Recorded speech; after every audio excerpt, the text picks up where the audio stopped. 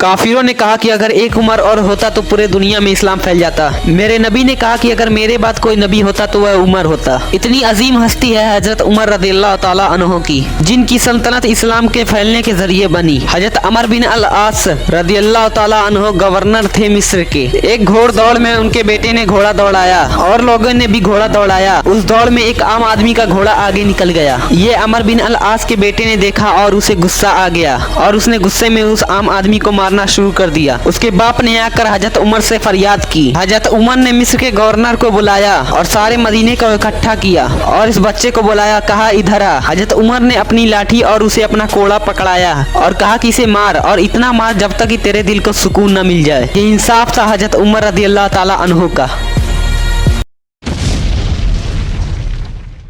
जैसे पता चला कि उमर ने नबी का कलमा पढ़ लिया है, वैसे कुफर कमरे के अंदर बंद हो गया। किसी में इतनी हिम्मत ना थी कि वह सामने आकर हजरत उमर का मुकाबला करते। इस्लाम कबूल करने के बाद हजरत उमर हर काफिर के दरवाजे पर गए। दरवाजा खटखटाया, अंदर से आवाज आई कि कौन आया। हजरत उमर ने कहा कि उमर आया है। इतना सुनना होता था कि लगता था कि सबकी रूह निकल गई, सन्नाटा सा फैल जाता था। हजरत उमर कहते थे कि मैंने मोहम्मद सल्लल्लाहु अलैहि वसल्लम का कलमा पढ़ लिया है और इस्लाम कबूल कर लिया है, आओ तुम भी इस्लाम कबूल कर लो। हजरत उमर के इस्लाम कबूल करने से पहले मुसलमान छुपकर अल्लाह की इबादत किया करते थे, छुपकर नमाज पढ़ा करते थे। लेकिन हजरत उमर के इस्लाम लाने के बाद मुसलमान बेखौफ होकर अल्लाह की इबादत करने लगे। किसी में इतनी हिम्मत ना थी कि वह सामने आकर हजरत उमर का मुकाबला करता। और यहाँ तक कि आपने ये ऐलान करा दिया कि जिसे अपनी बीवी को बेवा बनाना हो, बच्चों को यतीम करना हो, वो हजरत उमर के मुकाबले में आए। हजरत अब्दुल्ला इब्न मसूद फरमाते हैं कि हजरत उमर का इस्लाम लाना मुसलमानों के लिए इज्जत का सबब था और उनका हिजरत करना मुसलमानों के लिए नुसरत थी और उनका खिलाफत करना मुसलमानों के लिए रहमत थी।